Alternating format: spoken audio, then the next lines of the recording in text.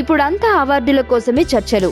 ఇంతకీ ఆ అవార్డు ఎవరందుకుంటారు అని తెగ ఆతృతతో ఎదురు చూస్తున్నారు తెలుగు ప్రేక్షకులు. ఇంతకీ అంతగా ఎదురు చూస్తున్న ఆ అవార్డు ఏంటి, ఎవరు పోటీ పడుతున్నారు అనుకుంటున్నారా? ఇక వివరాల్లోకి వెళితే సైమా అవార్డు అందరిలోనూ ఉత్కంఠ రేపుతోంది.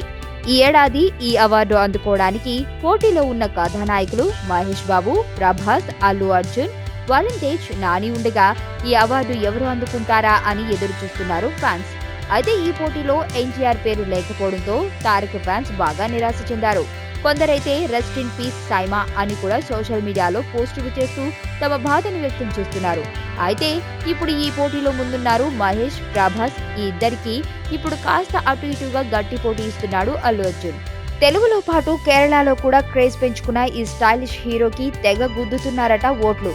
అయితే ఆల్మోస్ట్ 40,000 ఓట్లతో ముందు ఉన్న ఈ ఇద్దరిలో ఎవరు అవార్డు అందుకుంటారో, లేక వీరికంటే అధికమైన ఓట్లతో అల్లు వారి అబ్బాయి ముందుకు దూసుకెళ్తాడో చూడాల్సిందే. వైలెన్స్ లేకుండా చూడగలిగే లవ్ స్టోరీలు ఎప్పుడు వస్తాయి కదా.